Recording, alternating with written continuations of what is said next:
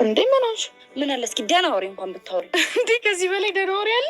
እንጃልሽ። በቃ አንድ ወሬ ሳነሳ ስለ ማግባት ስለ መፈልፈል ነው የምታወሪው። አንቺ ቆይ አይደብርሽም እንዴ? እና ምን ላውራ?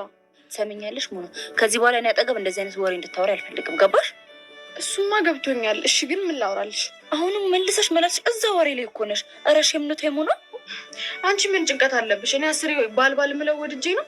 የኔ ጭንቀት የሚገባው ሲጀመር ማገባው ያርግልሽ።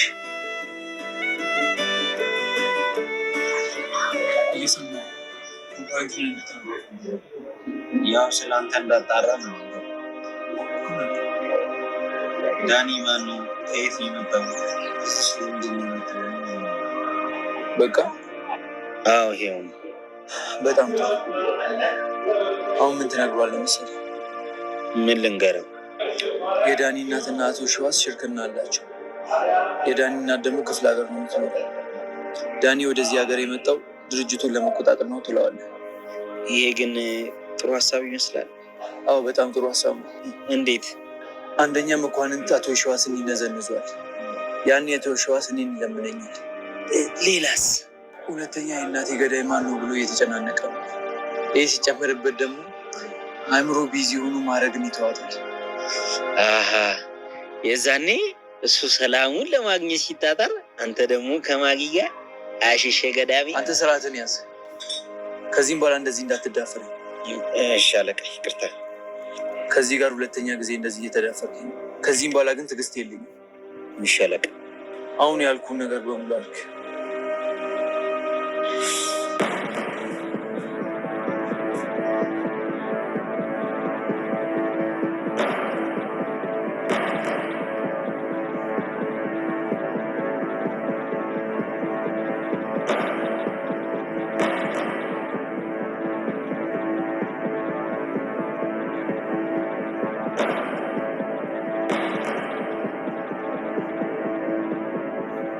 አቤት።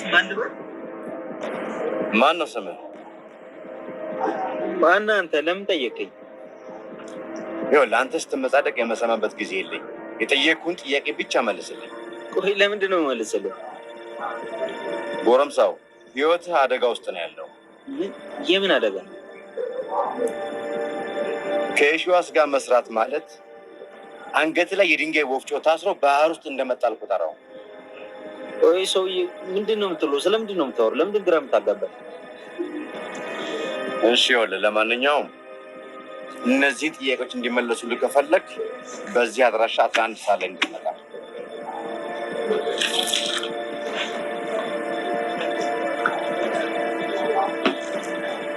ወይኔ ምን አይነት ቀን ነው ዛሬ? ይሄ ደግሞ ማለት ኧረ መከራዬ ነው በዛው።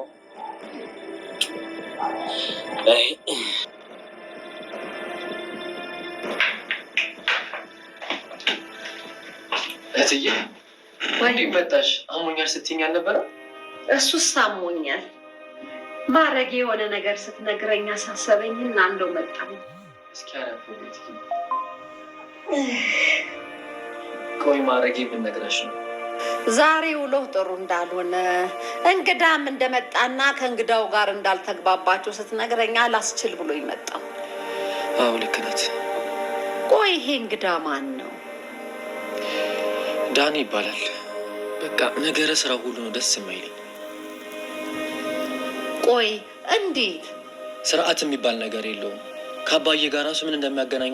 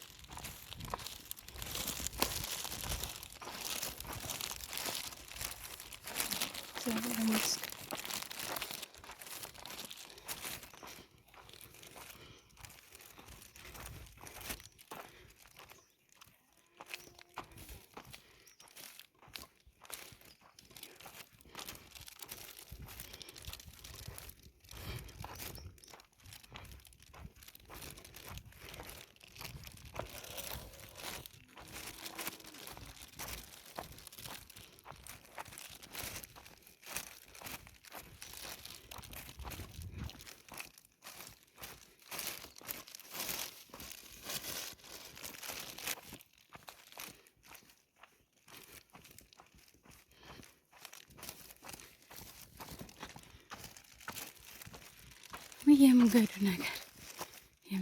ነገር አታድርስ ነው።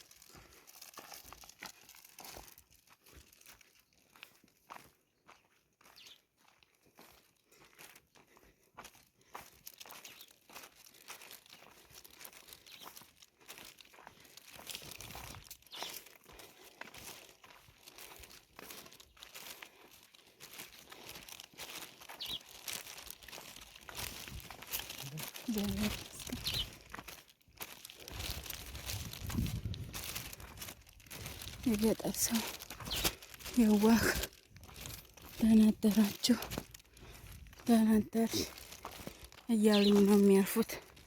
የከተማ ሰው ግን እየተጋፋሽ ታልፊያለሽ እንጂ እንዴት አደርሽ የሚል ሰው የለም። ሰው ገጠር ተወልዶ ገጠር አያድግም። የምር ደህና አደራችሁ እግዚአብሔር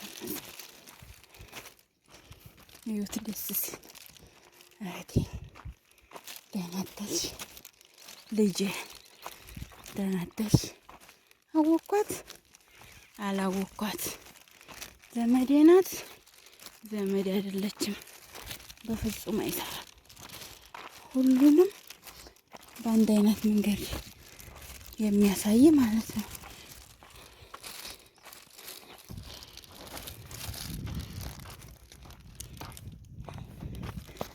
እና እንደምታዩት ማሽላው አዝመራው ምናምን በጣም ደስ ይላል። ማርያምን ዋው!